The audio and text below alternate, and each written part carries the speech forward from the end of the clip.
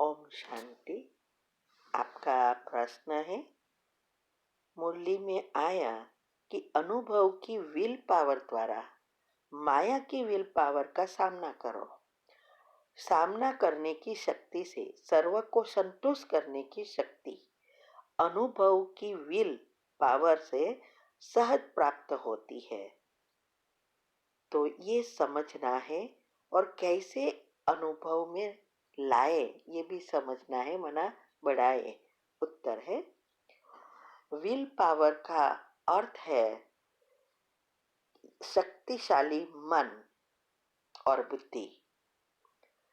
दुनिया में भी जब कोई अच्छी काम करता है, कभी भी हार नहीं मानता, हर एक परिस्थिति में तटस्थ रहता है, तो सब क्या कहते हैं कि यही कहते हैं ना कि इसका विल पावर बहुत स्ट्रांग है, वो कभी भी डरता नहीं, जो कुछ करता है कॉन्फिडेंस से करता है।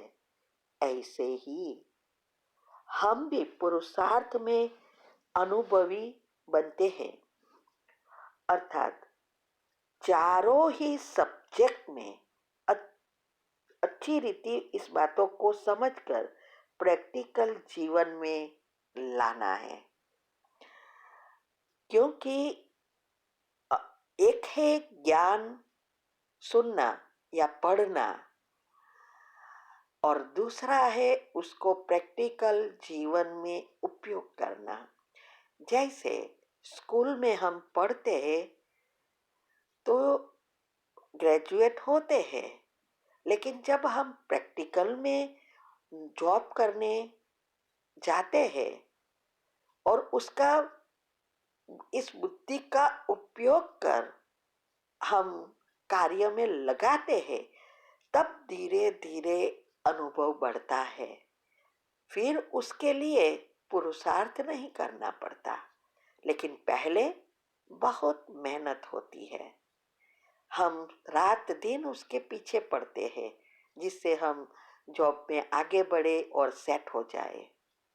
ऐसे ही ये ज्ञान हम सुनते हैं, पढ़ते हैं, ये पढ़ाई है, लेकिन उसको अच्छी रीति समझकर बुद्धि में धारण कर और प्रैक्टिकल स्वरूप बनना, ये अलग अलग स्टेजेस है।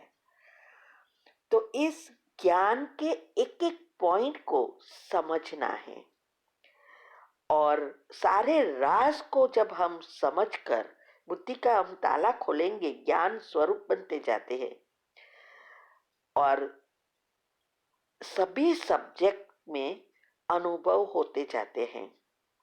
आत्मा शक्तिशाली भी बन जाती है, क्योंकि पॉजिटिविटी बढ़ने से योग लगता है, नेगेटिविटी दूर हो जाती है। तो इससे क्या होता है, धीरे धीरे हमारा आत्मा में शक्ति बढ़ती है, आत्मा के हाथ में सारा कंट्रोल आ जाता है, अचल अडोल अवस्था बन जाती है। तो कोई भी माया द्वारा आई हुई परिस्थिति पेपर को हम सहज प्राप्त पास कर सकेंगे, माना सामना कर सकेंगे। और जब हमारे में ये शक्ति आ गई तो युक्ति युक्त हिसाब किताब भी चुकतू करेंगे। इसी शक्ति से हम हर एक को संतुष्ट भी कर सकेंगे, क्योंकि सारी शक्तियां आना शुरू हो जाती है। तो परखने की शक्ति भी यहाँ बहुत जरूरी है। तो जब भी हम ऐसी अवस्था को प्राप्त करते हैं तो हमें सामने वाली आत्मा को क्या चाहिए, उस अनुसार हम उस रीति से समझाकर उसके जीवन को भी सुखदायी बना सकते हैं। तो ये विल पावर जो है वो हमारे में इतनी बढ़ जाती है, जिससे हम अपना तो कल्याण करते हैं, औरों का भी कल्याण करते हैं। तो शक्तिशाली जब हम बनते हैं तो जीवन में कोई भी समस्या हो, हमें माया वार नहीं करेगी। और आजकल तो देखा है ना, माया दो प्रकार की है। एक होती है हमारे खुद के प्रॉब्लम के पेपर, और दूसरा साइंस द्वारा जो माया का भपका चल रहा है वो। ये दोनों पेपर है। अगर हम हमारी आत्मा में शक्ति नहीं भरते और इस बातों को, सभी बातों को समझकर प्रैक्टिकल नहीं करते, तो हम देह अभिमान में भी आ जाते हैं। तो देह अभिमान में आकर हम और ही पाप कर्म और विकार बढ़ाते हैं, जो कभी भी पता नहीं चलता। और ये माया का पंप जो है वही है अभी ब्राह्मणों के लिए झाड़ का हिलना। इसमें जो खुद संतुष्ट होंगे, जो विल पावर से भरपूर होंगे, वही इस झाड़ में टिक सकेंगे, वरना बड़े बड़े भी गिर पड़ेंगे।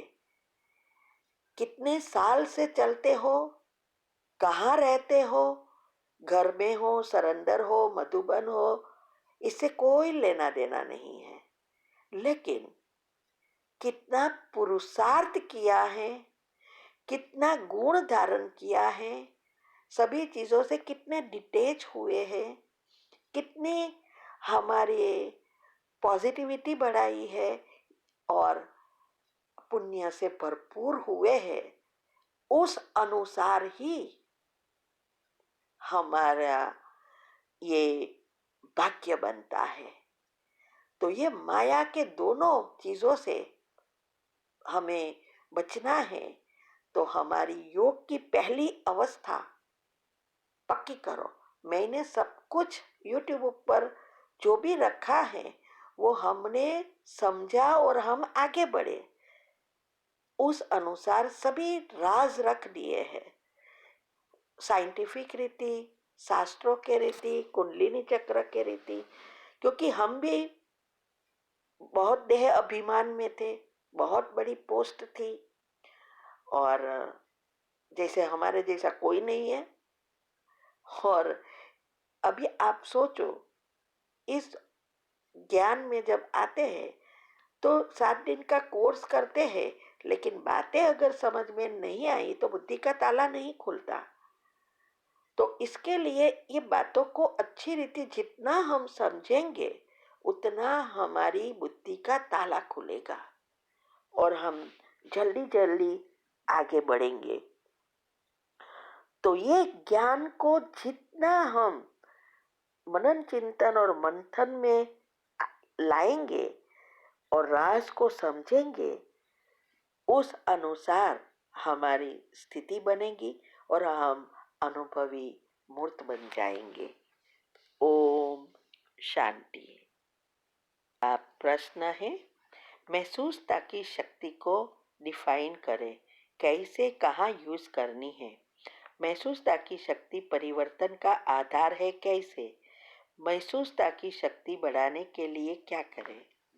उत्तर है, महसूसता अर्थात एहसास करना, फील करना, अनुभव करना, ये सब एक ही चीज है।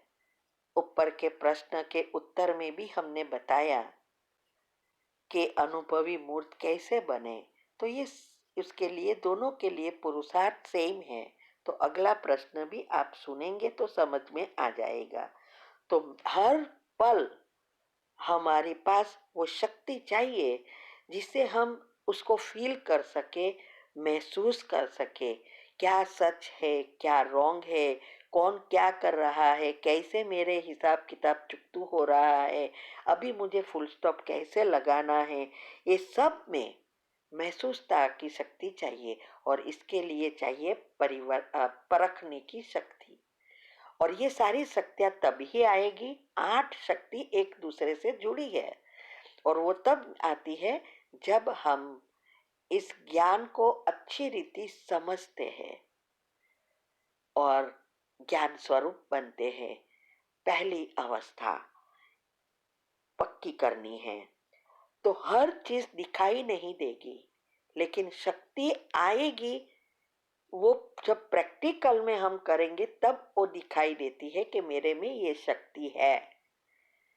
जैसे पवन दिखाई नहीं, सॉरी, हवा दिखाई नहीं देती, लेकिन अब हम फील करते हैं ना कि ये ठंडक है या गर्म है। हाँ? तो ऐसे ही ये सारी शक्तियां, जैसे ही हम पॉजिटिव सोचते हैं या मेडिटेशन करते हैं, हमारे में शक्तियां आना शुरू हो जाती है। बस शर्त एक ही है कि हमारी लाइन क्लियर चाहिए, बीच में कोई नेगेटिव व्यर्थ नहीं आना चाहिए। दो विचारों के बीच गैप बढ़ेगी तो ऑटोमेटिक हम परमात्मा से जुड़ते जाएंगे और बीज रूप तक पहुंच सकेंगे। तो यही परिवर्तन का आधार है। तो आप अगले प्रश्न का उत्तर सुनेंगे तो आपका ये जवाब मिल जाएगा। ओम शांति।